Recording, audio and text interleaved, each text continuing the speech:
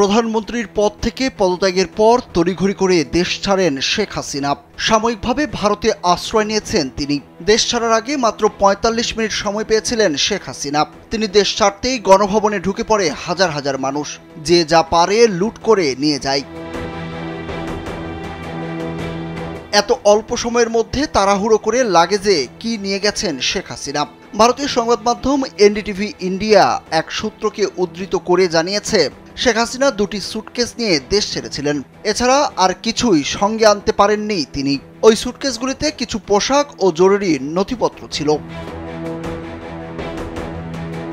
তবে NDTV India দুটি বললেও শেখ হাসিনা যাওয়ার সময়ের একটি ভিডিও ভাইরাল হয়েছে। ওই ভিডিও বিশ্লেষণ করে দেখা গেছে তার হেলিকপ্টারে ওঠার আগে নিচে কয়েকটি সুটকেস ছিল। আকাশি রঙের দুটি, কফি কালারের একটি, সাদা রঙের আরও দুইটি সুটকেস দেখা যায়।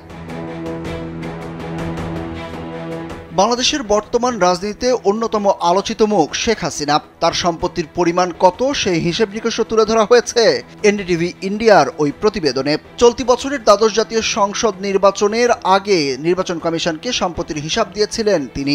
এনডিটিভি ইন্ডিয়ার ওই প্রতিবেদনে বলা হয়, নির্বাচন কমিশনকে দেওয়া হিসেব অনুযায়ী শেখ হাসিনার 4 কোটি 36 লাখ টাকার সম্পত্তি রয়েছে।